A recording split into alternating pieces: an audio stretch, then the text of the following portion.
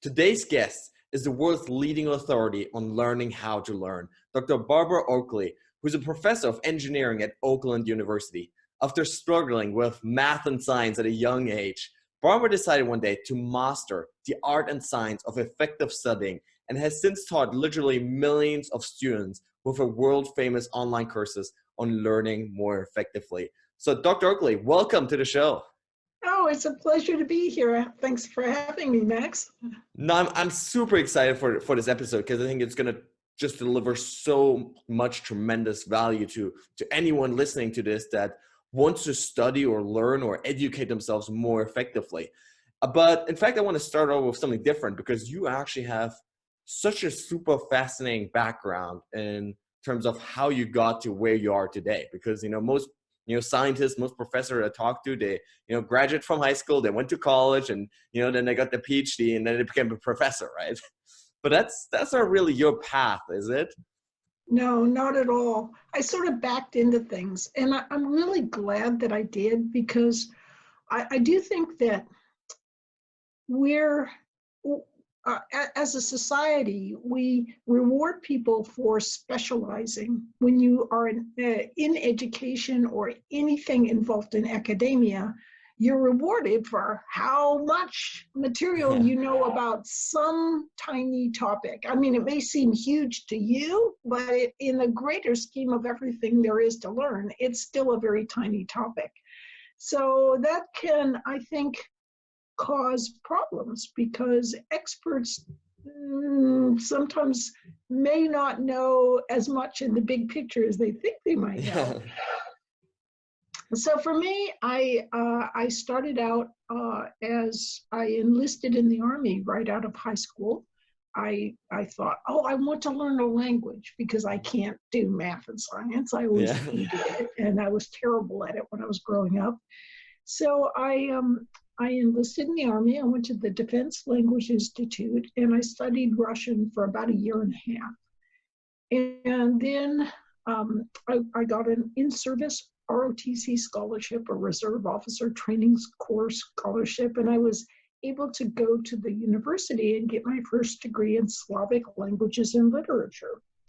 And then the Army, in their great wisdom, commissioned me as a Signal Corps officer, which doesn't mean that you're just standing around talking to people. It means that you're installing radios or helping people, in fact, supervising groups of people who are installing radios or cable or switching systems and so forth. And I had absolutely no idea what I was doing. I was supposed to be, managing and supervising all these people. And I was, not surprisingly, I was pretty bad at the job. But I did find something that was interesting. I had always thought, this technology and math and science stuff, I'm getting along just fine without it. You don't need it. In past centuries, nobody needed to know calculus or and so I don't need to know it either. But then what I found was that in today's day and age, you can actually do a lot better for yourself if you do open your mind and learn a little bit more broadly. And particularly if you know a little bit about math and science and technology, it can be really quite helpful for you. Because I didn't realize it, but there were a lot of people around who thought just like me that they didn't need to know math or science or anything like that. And they were all looking for the same jobs that I was looking for. So I went back to the university when I got out of the military. In between times, or when I got out of the military, I ended up, I would work really hard studying engineering, studying towards trying to retrain my brain and learn math and science enough to begin learning engineering. But then I could only take like 6 months at a time, and I would go out and work as a Russian translator out on Soviet trawlers, and I'd go out, drink all the time. How was that? What was that life look like? I mean, I know you wrote a whole book on it. So how did that sort of affect you and your later trajectory? Oh, I think it affected it a lot in ways that very much surprised me. Because one of the things, and we'll go off on a little side tangent here, but one of the things that it taught me was how easy it is to get massive groups of people to believe stuff that's completely untrue. And as long as you get enough people to believe it, they'll all believe it. And you could point to them and say, you can point out a door that's white. And if you get enough people saying that door is black, you'll start getting everybody to say that door is black, even if it's white. And what I found working with the Soviets was it's really easy to brainwash entire groups of people. And so that made me, when I got out, and a lot of that brainwashing takes place because people think that they're doing something good and beneficial for other people. And so one of the research areas that I started working on years later, was pathologies of altruism. And so that's when you do something that you think is good, but insofar as is possible, objective observer that's looking could say, it's pretty clear that actually isn't very good. That if you were donating that money to to a non-governmental agency or organization in Africa, that's actually not going to the people you want to help. It's going to the mercenary dictators who are actually creating the problems in the country, and you're actually just enabling that situation to continue. Or, for example, you have a drug addict for a relative, and you're trying to help them, and they beg you for money, and you give them some money. You're not really helping that person. And it goes on from societal levels. I mean, everybody says, oh, you've got to help this group, and this group, and this group. And then before you know it, society is deeply in debt.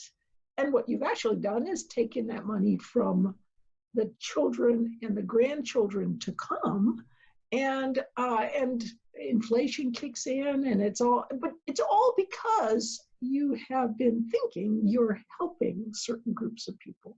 So anyway, that's my little side tangent. Yeah, but that's so fascinating. In fact, one thing more I want to point out that I read in your research, where you were talking about when we try to help other people, but oftentimes it depletes our own resources so much that we actually negatively affect our lives, right? And I've realized this so many times when talking to people, is like they're giving themselves up, they're giving up their dreams and whatever, because they think they need to support someone else, whether it's a spouse, whether it's a friend, whatever.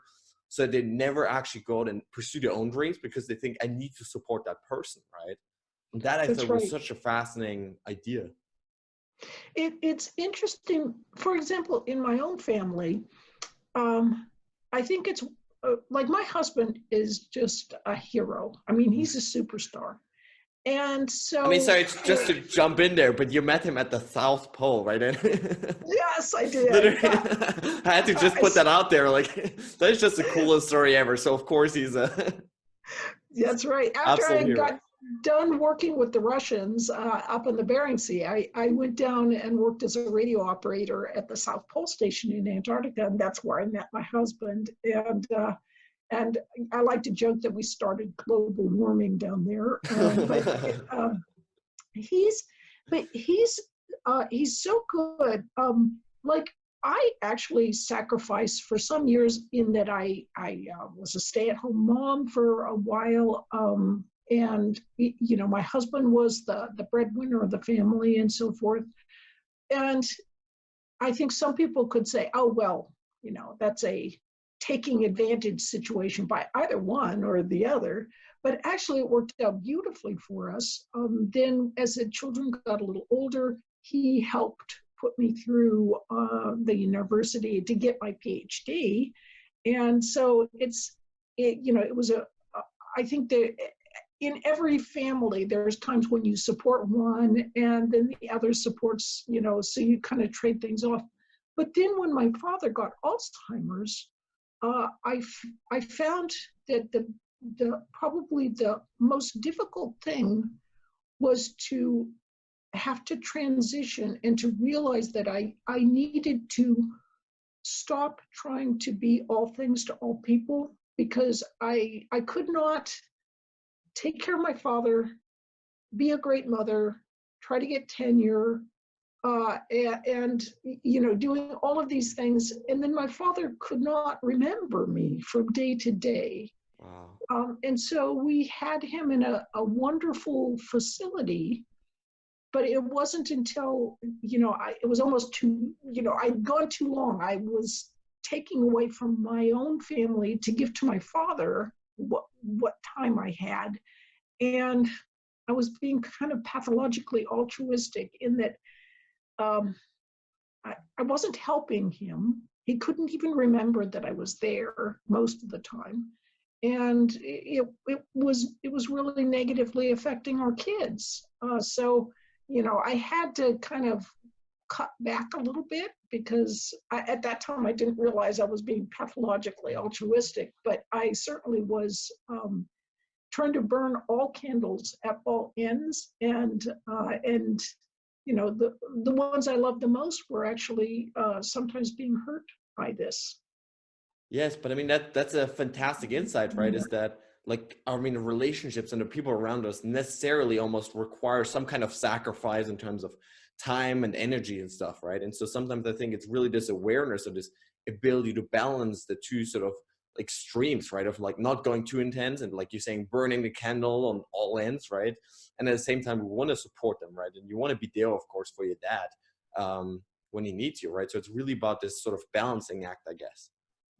It is, and I think one of the hard things for me too is, and maybe this is different for female professors than male professors, but especially in engineering, there can be students who are, most students are fantastic, but there are some students who are what I almost would call sticky.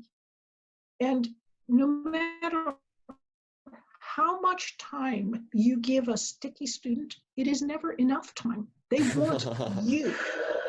And it's not because they follow you home and practically, they will be there every office hour. I actually had a student move in to the lab that was right across from my office. And literally, he had a sleeping bag. No way. And it's, so you can have these, sometimes, for me, one of the hardest things to learn to do was to learn how to kind of be courteous, but not too warm all the time with face-to-face students, because some of them will really be sticky. You can never give them enough time. And I had never thought of that going into professoring or teaching, and certainly my 6'6" colleague in engineering who looks pretty much like the Incredible Hulk. He doesn't seem to have as many difficulties with yes. those. Oh, I guess because they're scared. Maybe, but he's a really good teacher. Yeah. They love him, but not in such a sticky way, I think, most of the time. Anyway, yeah. That's just. But it's so interesting. Yeah. It's, what you think is that you are giving your time, and you are helping someone by giving your time. But actually, sometimes you're not. There's some people who just want your time, and they want your face time. And it isn't really so much you. It's either you're a warm body, or you are a warm body who has some kind of gravitas. So they feel kind of special, taking your time. So it's, I don't know, it was just interesting to learn about, that this is one quirk of humanity that you can sometimes run into. Yeah, and you find those mosquitoes, right? Like chasing the warm bodies. Yeah, but then you have so many students who are just so, like, I remember one student, And I'll make up his name here for the sake of anonymity, but he walked in one day and I said, "Oh, hello, Keith." And it was a couple of days after the semester started. And then he was a great student all semester. And the final day of class, he said, "You know, when I walked in that door, that right after class had first begun, and you said, 'Hello, Keith,' I knew this was going to be a wonderful subject and a wonderful semester." And isn't it interesting? One little thing Yes. made all the difference. And I'm sure it was other things built on that, but simply knowing someone's name sometimes makes a huge difference in everything. Yes, for sure. And I've realized the exact same thing in college when I was, studying in the US, right? It was like the professors that knew my name, right? That maybe, we had like a common interest that we would talk about after class, or like it's these little things, right? That you can connect with and that really make like the whole class so much more enjoyable. And so I love what he's saying here about Doesn't simply it though? Yeah. noticing the little things, right? Exactly right. Yeah, Yes. I love that. Now I want to transition us a little bit back to, your start in the sciences, right? So you said, you basically finished your army track, you finished, radio station at the South Pole, and you started studying, right? So what was that like in the beginning? Did you still have those, internal beliefs of like, I suck at math, I suck at science, or how do you change that then? Oh, that's a good question.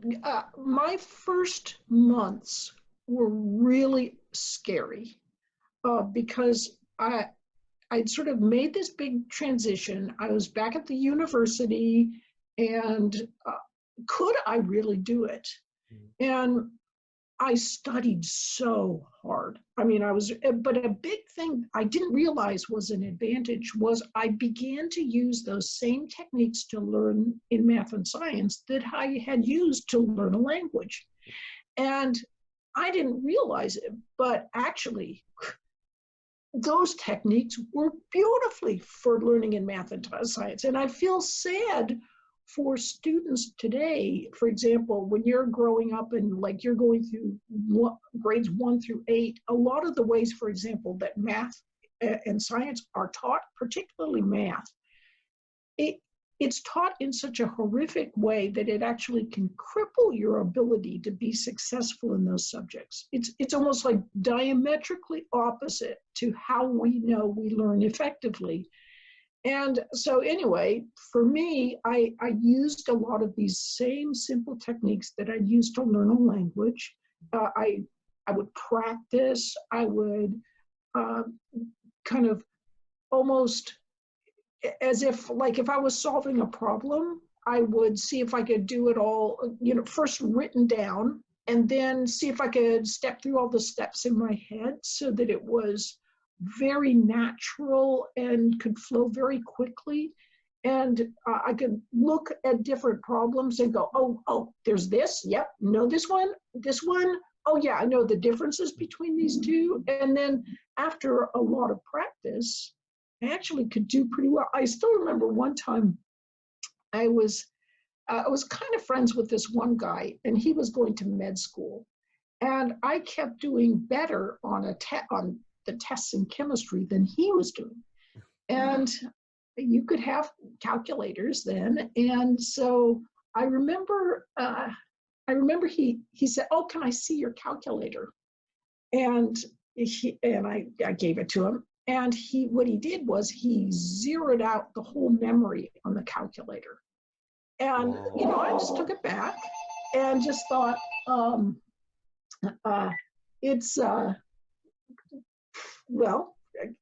it's been zeroed out, no big deal. But what he was doing, he was thinking I had all this information entered into memory. And he said you just cheated, and he couldn't believe it. Yeah.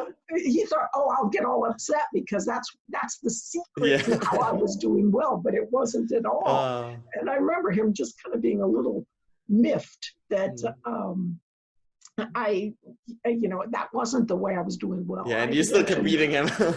Yes, yeah. Well, one thing that I did find was, so I remember I was taking this one semiconductor class, and the students there Well, I studied really hard. I did every single problem in the book up to that date. It was through chapter 3, and I did every problem. There were like 80 some problems. Wow. And then I went to every class, took careful notes. I knew everything. And then the professor gave the test, and I flat out flunked it. I mean, every single question I missed. And he didn't give partial points. And finally, I got the test, and I was just horrified because I didn't know how to work any of the problems. And it turned out that you were supposed to make a little assumption for every problem. He didn't tell you you were supposed to make it, but you were supposed to make it. So how did all the other students, or most all of the other students in the class, do well? It's easy. They all had old versions of this guy's tests. And so anyway, I went and I talked to this guy, and I said, look, you never taught this to us. It was never in the book to this time. It was never in the homework problems. Look, I did every homework problem. And he was just sort of like, sorry, I'm not going to change a grade. And, because professors can be that way. Yeah.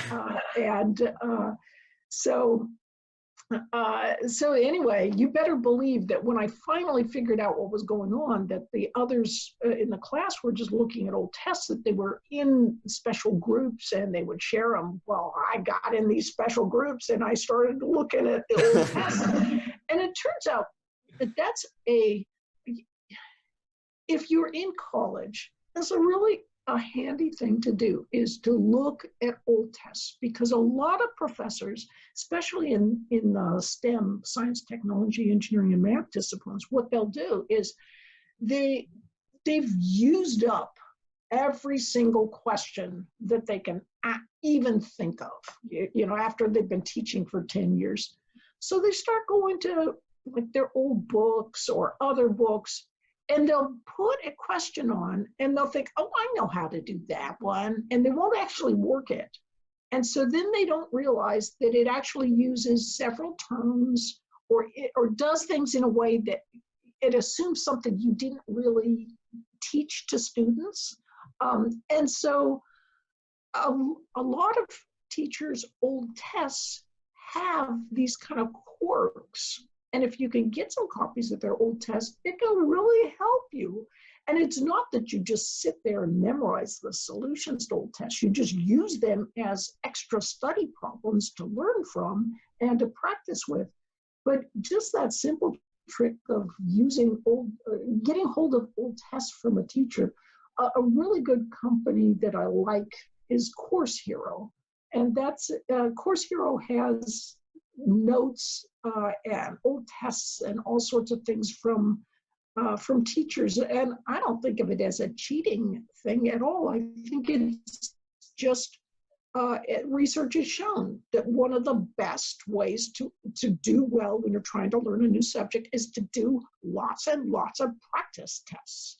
And that's what Course Hero can give you. So I really like their materials. I do have to mention, I remember this one brilliant guy I knew, and he was always never tell students to memorize anything. Memorization is so bad, it's evil. And I just sat there laughing, because this he got his PhD from Princeton. His memory was so phenomenal that he would go in, take a test, come out, and write the whole test and all the answers out, and give it to his fraternity to go into the files. And of course he says memorization. Yeah, then it's easy, right? He can remember anything. So, sometimes I think in education, one of the biggest problems is that all the high mucky mucks who are teaching about how to learn are really super smart. And they have great memories. And so they're teaching about how to learn using techniques that don't work as well for normal people. And so that's what Terry Sanowski and I teach about, is just sort of how to learn if you're not Mr. for genius. How can you still learn effectively and as efficiently as you can, given the fact that you don't have a photographic memory, whatever that might be. Yes, I absolutely love that. I could literally hear those, students there listening to this podcast, like literally just cheering them up, right? When you're talking about, looking at these old tests and all of these techniques that people can use to really prepare themselves like in the best way possible. So what are some other techniques, like really specifically study techniques that people can use to really prepare themselves and actually understand and learn things more deeply? Okay, so there's so many that it's overwhelming, but I'll start with one that I wish I had when I was learning originally. And this involves a flashcard technique called I Do Recall. And I Do Recall so just Google it up, and it's a website. And it's been created by a doctor who's retired now, but he's sort of made his fortune as an entrepreneur. And now he's created this wonderful website that shows you how to learn in the same way that he learned. And I hope he won't mind if I reveal, but actually he was originally a terrible student. I mean, even in college, he was terrible. And then he sort of figured out how to use some of these study techniques that are on this website, I Do Recall. And he graduated #1 in his medical school class.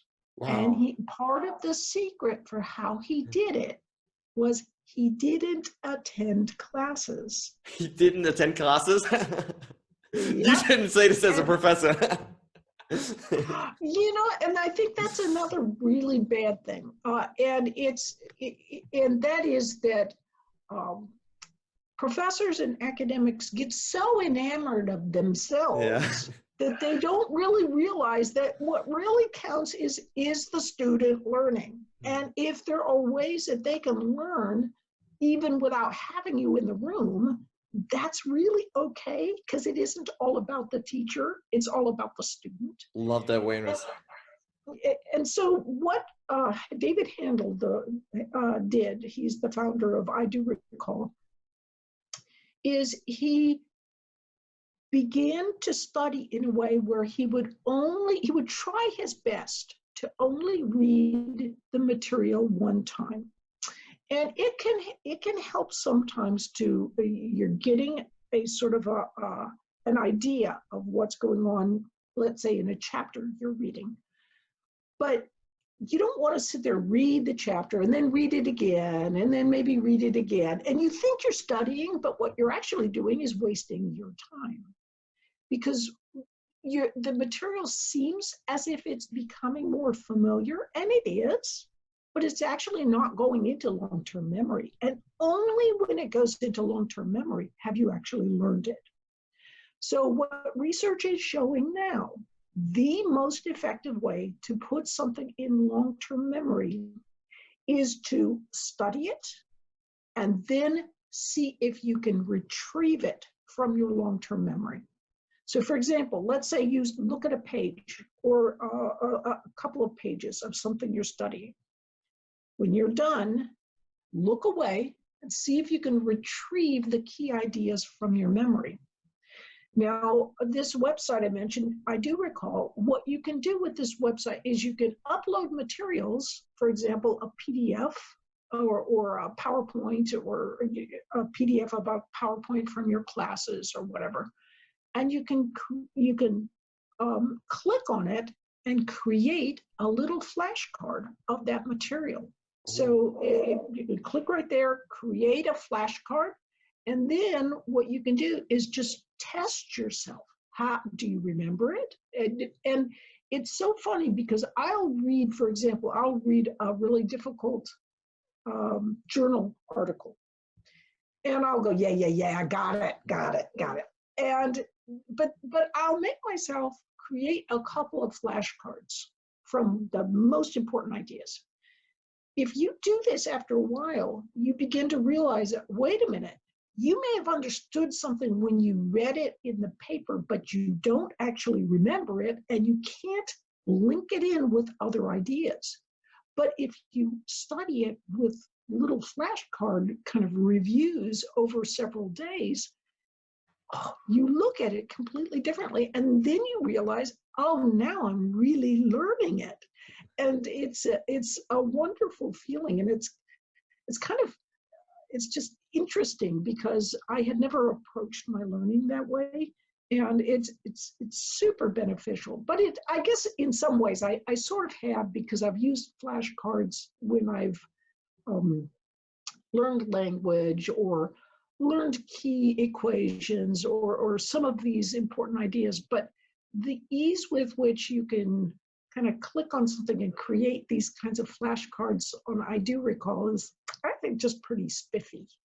Yes, it sounds like a great technique. And to me, what it really sounds like is it has to be effortful, right? If we really want to, get memory sort of stored in the long-term memory, we need to sort of engage with the material more than just reading through it and reading through it and reading through it, right? But we need to actually like recall it, right? And really think about it deeply so that it actually sort of cements in the brain, right? That's exactly right. But I'd like to point out one asset. Let's say that you have to go over and over and over something in order to learn it.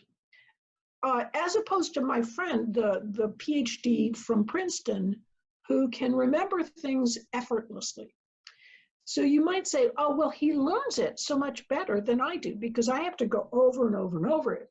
But what you don't realize is that effort that you're putting into it, you can actually learn things more deeply and actually be more creative with them because you're having to put information in long-term memory, and that effortful process of getting it in there, which actually mostly occurs because you're trying to get it out of there,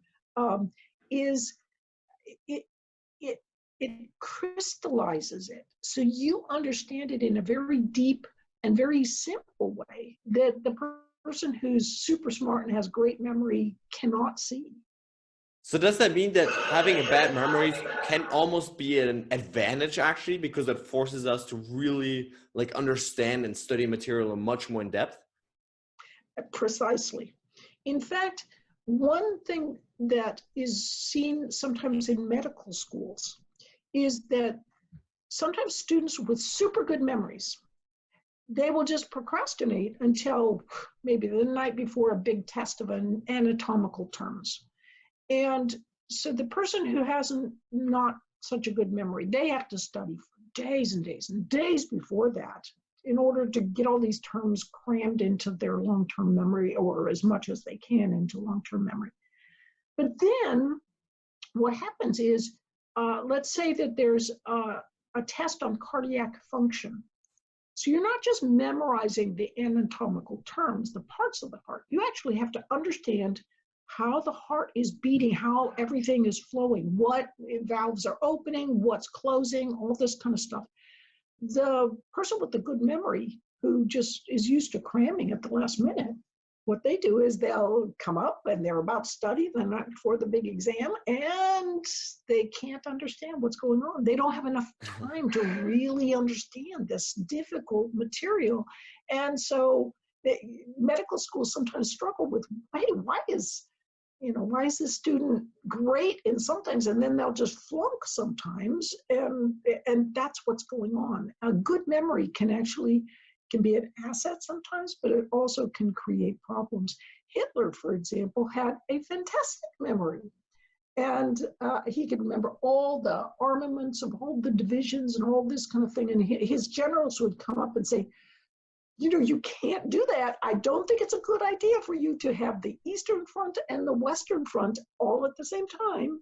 And he'd say, look, can you name all the officers in all of your divisions? Can you name all of these different armaments and so forth? And of course they couldn't. So he'd say, well, how dare you second guess me? I'm smarter than you.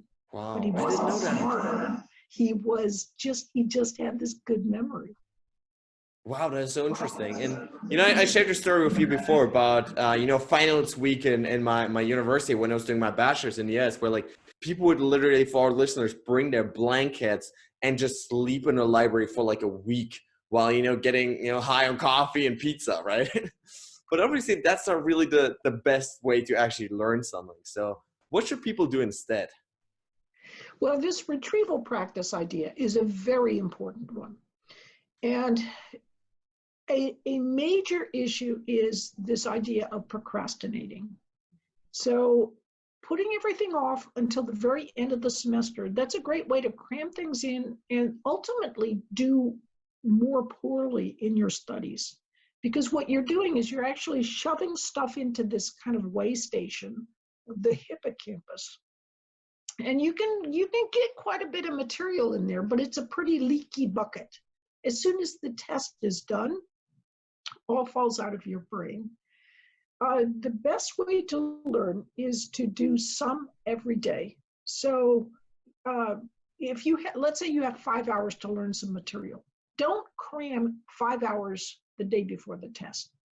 Do 1 hour per day for 5 days, because what's happening is not only are you learning at that time, but so you learn 1 hour and then you go to sleep at night, and that actually reinforces the learning. And they're seeing now, they can actually see little dendritic spines popping out of your dendrites and making a connection, a little synaptic link with another neuron. And a lot of this process can happen as you're sleeping. It also, it helps, sleep helps, it's almost like a fixative. So these little dendritic spines and the synapses, it kind of makes them more permanent, so that, if you study one day, so for 1 hour one day, then the next day, then the next day, and if you do that for 5 days, you've not only got that learning that occurred while you were studying that day, but additional learning that was taking place as your mind was kind of practicing and cementing in those links overnight. So that's why procrastination is such a terrible thing for students. And the best way to avoid procrastination that I've found is the Pomodoro technique. And that was invented by an Italian, Francesco Cirillo, in the 1980s. It's a wonderful technique. It's so simple. You just get rid of all distractions. So that means your cell phone goes off, or you get it on silent. No pop-ups on your computer. Set a timer for 25 minutes. Work as intently as you can for 25 minutes, and then give yourself a little 5-minute or so reward. And what can the reward be? It can be have a cup of tea, talk with your friends, check out a website. Ultimately, the more easy that little 5-minute break is, the more your mind will actually rest, relax, and transfer information from the hippocampus to long-term memory, which is what you want to be happening.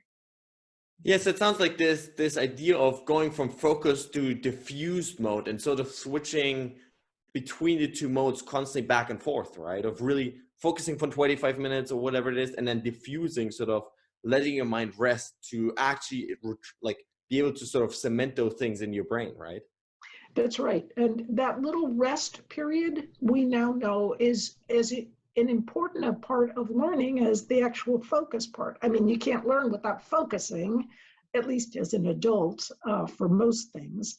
But a lot of times people think the only time you learn is when you're focusing, but it's when you're taking those little breaks that your mind starts consolidating and making sense of what you've learned. So those little breaks are important too. No, for sure. So assuming someone does that, right? They do like 25 minutes of studying, 5 minutes of, resting. What is sort of the daily limit of how far would be sort of the ideal amount of time studying? Like, can we study for 3 hours, 5 hours, 10 hours? Where do you see the limit for most people in terms of actually effectively studying? There's been some studies of medical school students, which I think they're pretty much they have this fire hose of information. So I think some of what they learn is actually the most difficult of all learning. And they've found that if those students study more than 8 hours a day, they can't really, it doesn't make any difference. Wow. For most people, if about, you can work for 8 hours and you can get some value from it. But prime time for people in learning is about 4 hours. Anders Ericsson, he's sort of an expert about experts. Yes, love him. He was also on the show, actually, yes. Oh, I love his work. Yes, fantastic. He has found that basically about 4 hours is is the real hardcore limit where you can do hard, creative, or kinds of intellectual work. You can keep working past that, of course, and you can still get some out of it. So I think somewhere, it depends on what you're studying, of course, but it's probably somewhere between 4 hours as a limit to 8 hours. Again, it depends on what you're doing. Some of my students they're working 2 jobs, they're taking full-time classes, they're going every single second they possibly can. So these are people, we're not talking 4 or 8 hours, we're talking like 15 hours, yeah. That's right. And so sometimes I think in your life, you have to do what you have to do. But optimally, I think 4 to 8 hours is somewhere around. If you're really looking to optimize that, somewhere in that is probably a good stretch. But if you have a perfect memory, you probably can get away with less. Yeah. Now, assuming people, overcome the procrastination, they actually do all the studying the correct way, and then it's test time, right? And this is for many people really the time when they start getting super nervous and afraid and shaky, right? What are some tips that you would give, other students or people that want to, speak on stage or perform at an athletic event? How do people actually, in the moments that matter most, when they're about to take that test, how can they perform at their best? So one thing that is very important when it comes to studying, if you have studied using retrieval practices, so you've tested yourself constantly, you will find that you are less nervous on tests, and research has shown this. But let's say that you have studied optimally. You've used a lot of retrieval techniques, and you're pretty comfortable that you know the material, but you just get really nervous, which is probably a fair number of students like this. I certainly was like this. One thing that can be very helpful is to watch your breathing, because what your tendency is to breathe very shallowly when you're afraid, and you're not drawing air deep down into your lungs. So what you want to do, and I'm going to take my hand so I have it on my belly, and when I'm breathing, I want to try to draw air in so that it expands and actually almost moves my hand. And of course, your lungs don't go quite that deep, but if you're trying to draw that air in very deeply, because when you're breathing only shallowly up here, it's part of that fight, flight, or freeze, and freezing is what people do when they're really afraid sometimes, and breathing very shallowly helps you freeze, but it also doesn't get enough oxygen in, and so you get very nervous. You think it's because it's the test, but it's actually because you're not drawing in enough oxygen, and so of course your body is getting pretty nervous. So this simple breathing technique is really helpful, not only for tests, but also when you're doing public speaking. Right before you go on stage, sometimes you'll get this little bit of, oh my gosh, and your hands will get all clammy and so forth. And that's when you want to take the deep breathing, and it can really help quite a bit. Another thing is just reframe it as, oh, I'm feeling these feelings of fear or test anxiety, reframe that as it's actually the same neurochemicals as when you're just excited to do your best. So reframe it that way. Just say, hey, I feel nervous because I'm excited to do my best. And that simple reframing has been found to be helpful for students as well. Yeah, I love that. First of all, breathing, I think, is so powerful, just in terms of, allowing you to really calm down and center yourself again and sort of go back in a present moment and not have your thoughts kind of spiral anywhere, right? And then this reframing, I think, also really powerful, because like what this allows you to do, I think, is sort of use those, those feelings as fuel almost, right? Because essentially it's designed to prepare you for like an attack or something, right? But it's designed to prepare you for like a peak performance, right? For awakening you, right? And I think in that, if like you start to look at it, like my body's essentially waking up to perform at its best, right? I think there's a very different, it creates a very different sort of mindset than, oh my gosh, I'm freaking out, I'm nervous, right? Right. Another thing is a tip is a lot of times professors will say, do the easy problems first and then save the hardest ones for last. And that's about the worst advice you can possibly have, unless you haven't studied at all, in which case take those easy problems. just get a few points at least. Yeah. But the best thing to do is what I call the hard start technique. And with this technique, you simply look over the test very quickly and then see which one is the hardest problem. And pick that one out and work for only a minute or two until you feel yourself getting stuck. Stop and go to another problem. And while you're working on that other problem, that background diffuse mode is working away, processing. So do a couple easier problems. When you return later to this hardest problem, you will be able to make much more progress on it because you've had time to kind of use your mind as a bit of a double processor. And you've processed some of that information in the background that can help you go much further than if you just saved it till the end of the test when you're most nervous, have the least amount of time, and of course, can't really think effectively.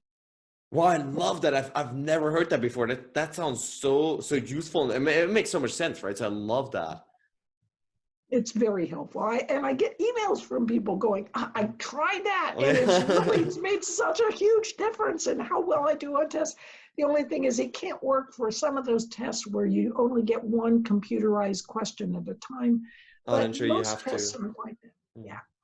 No, I love that. Now, can you share with us? I love this concept of procrastination. Can you? Procrastination. I just love that. I love that.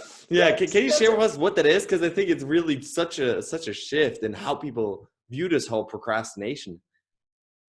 So when you even just think about something you don't like or don't want to do, it activates the portions of your brain that experience pain. It's part of your insular cortex. So it's that same place where you get, you're not feeling so good with the flu. Yeah, that's that pain area. And so what does your mind do when you feel like this icky feeling, oh, I don't want to work on this? Your mind is like a butterfly. It says, oh, it hurts if I think about this thing. I will just think about Facebook. Yes, it's so much more fun. And then off you go, and you're, off on Twitter or whatever, float your boat on social media. And it's really, and that's how a lot of procrastination happens. It's simply that pain in the brain, procrastination, I love that. And so you change your thinking to something else. And this is where I do think it's so helpful to use something like the Pomodoro technique. Because what can so often happen with procrastination is that you think about something, you maybe even work a minute or two, and then you're like, oh gosh, this is just so unpleasant. I'm going to change my thinking into something else. And you're almost like a butterfly flitting painfully, from one thing to another, anything except what you should be doing. So the Pomodoro, what that does is it locks you in for a 25-minute period. And that simple act of locking yourself in, you take that little break afterwards, although you can keep going if you want to after the 20, I mean, you can, if you want to do 25, 45, an hour, whatever, sometimes 25 minutes is a good thing to start with. But if you feel like keeping going, you certainly can keep doing that. But it has been found that after about 20 minutes, remember that pain in the brain? It disappears after about 20 minutes. So the very thing that you've been going, oh, I hate this, I don't want to do this, and you drag yourself and you want to keep changing what you're focusing on. And after about 20 minutes, you start kind of getting in the flow. And then the buzzer rings or the timer goes off and you just think, oh, I want to keep going. And that's because the pain has gone away. So the Pomodoro technique is just really great for not only getting you more productive, but actually getting you in the flow. The one thing is, don't sit there and think, oh, I'm going to finish all this homework set in this 25 minutes. No, all you have to do is think, I'm going to work as effectively as I can for those 25 minutes. Don't think about the painful thing, because that'll just activate the feelings of pain. Just think, I got to do 25 minutes, a piece of cake. Anybody can do that. Yeah, so it really sounds like it's about focusing on the process of simply putting in sort of those minutes, right, of getting going. And then over time, and I've realized this in so many things, whether it's running, right, you're feeling tired, you really don't want to go outside, right, and then you put in your shoes and you just head out for 5 minutes, and usually you will start to feel great, right? And it's the same thing, it sounds like, with studying, right? That like over time, the brain sort of adapts and gets into flow mode. And then from there, it just flows really and becomes so much easier to just keep going and going. That's exactly right. It's the process. It's putting in the minutes. That's the process. It's not the product, which is actually finishing what your studies are supposed to be or what your homework is supposed to be or the report or whatever, that you're doing for the day. Yeah, no, love that. Now, on the show, we always love to celebrate failure as a stepping stone to building more character and resilience in our lives. So throughout your career, throughout your life, do you have a favorite failure that really pushed you later on to actually become a better version of yourself? Oh, I have so many failures. I mean, I'm like the queen of failures. The queen of failures. Love that. Yes. Oh, well, I can tell you. So I was working as a waitress. I was such a terrible waitress that when I went to give my notice, I said, look, I want to give my 2-week notice. I'm going to be leaving in 2 weeks. They said, no, Barb, it's okay. You can leave. Yeah, I was like the world's most absent-minded waitress. I think I would do better now, but even so, I just look at waiters and waitresses and I'm just in awe when they're able to do yes, all their of memories are incredible. And I'm a very good tipper, I should say. And you have to be a really bad waiter or waitress to, because I just like, wow, they're so good. But I think probably my biggest failure was being a really horrible Army officer. And I was in a job that it was for engineers. I had no engineering training. I didn't know what a volt was. I didn't know what an amp was. I was supposed to be laying out all these electrical circuits, and I didn't even know. I was like, why does current have to come back? Yeah, why? What's this red, this yellow? Like, yeah, why can't it just go there? And so, and I remember even when I was commissioned in the Signal Corps, I thought it was the worst thing that ever happened to me. I was so devastated because it wasn't what I wanted to work with language. That's what I'd studied for years. And here I'm in this technology thing where I have no gift and no ability. And then I did terribly at it, but it really did open my mind to the fact that, following your passion with what you learn is not always going to be the best thing for you, because actually following your passion, that meant I learned Slavic languages and literature. That's my Yeah. first degree. And there was not a big demand for people whose sole professional expertise at that time was the ability to speak Russian. Yeah, I guess So literally you could just be on those Russian trawlers and that was about the only translate. civilian job outside the CIA or NSA. And the thing was, this idea of following your passion, what that's really doing is it's saying, just be selfish. Only think of what you want to do, because actually you shouldn't be thinking about the world and what the world needs. And a lot of the very people who are telling you to follow your passion are people who kind of benefit by saying those kinds of things. They're teachers of disciplines where maybe it's really hard to get a job, and they want people taking their discipline and studying their discipline. And of course, I'm going to tell you to follow this, take this, because it actually sort of secretly benefits them. And I mean, don't get me wrong. I love the fact that I study Russian and that I love the Russian language. I love the Russian people. I'm so happy I did that, and I wouldn't do it any other way.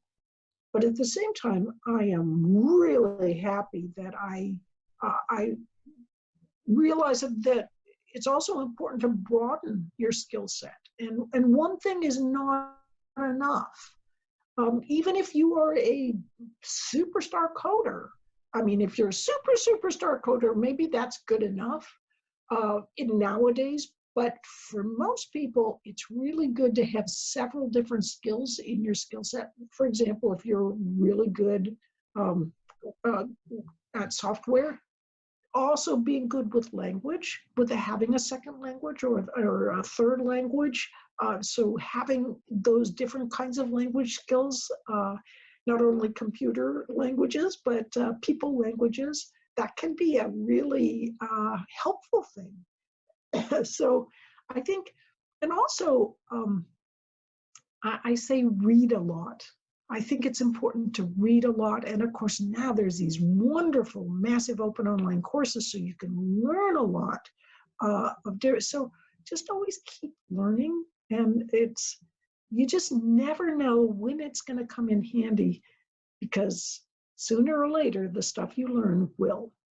Yes, and I love this idea of really broadening your passion and really getting practical around, like, okay, maybe I have this narrow interest, but how can I make that useful for the wider world, right? Because like you say, solely speaking Russian may not really be very useful for the world, for anyone to actually pay you, right? But if you can sort of add skills on top of that, around that, then maybe you'll have a better chance at actually finding something you do love, but it also serves the world.